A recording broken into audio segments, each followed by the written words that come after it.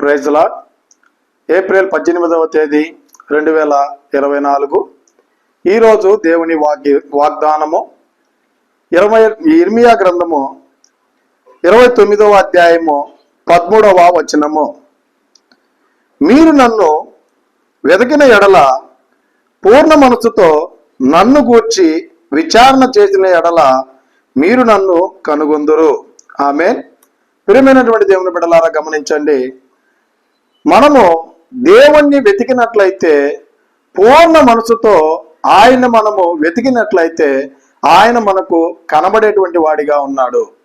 అయితే ఈ ఉదయకాల సమయంలో దేవుడు మనతో స్పష్టంగా మాట్లాడుతున్న మాట మనం ఒకసారి జ్ఞాపకం చేసుకుంటే, మనం ఉదయకాలము లేచిందే మొదలుకొని మొట్టమొదటిగా ఎతికేది ఏందండి? ఒకసారి ఎప్పుడన్నా ఆలోచన చేసినారా?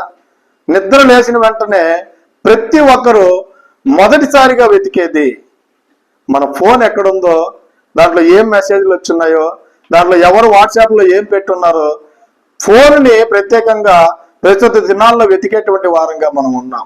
అయితే దేవుడు తెలియపరుస్తున్నటువంటి మాట, ఫోన్ కాదు కానీ ఈ లోకపరమైనటువంటి పనుల గురించి కాదు కానీ వెతకాల్సింది, మొదటిగా నువ్వు వెతకాల్సినటువంటిది ఆయన్ని వెతికేటువంటి వారంగా మనం ఉండాలి.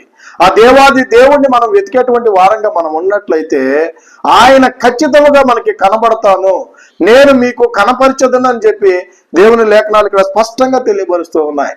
అయితే ఉదయకాలం లేచింది మొదలుకొని మనము మన పనుల భారమును బట్టి మన పనులు వెతికేటువంటి వారంగా ఉన్నాం. మన సెల్ ఫోన్ ని వెతికేటువంటి వారంగా మనం ఉన్నాం.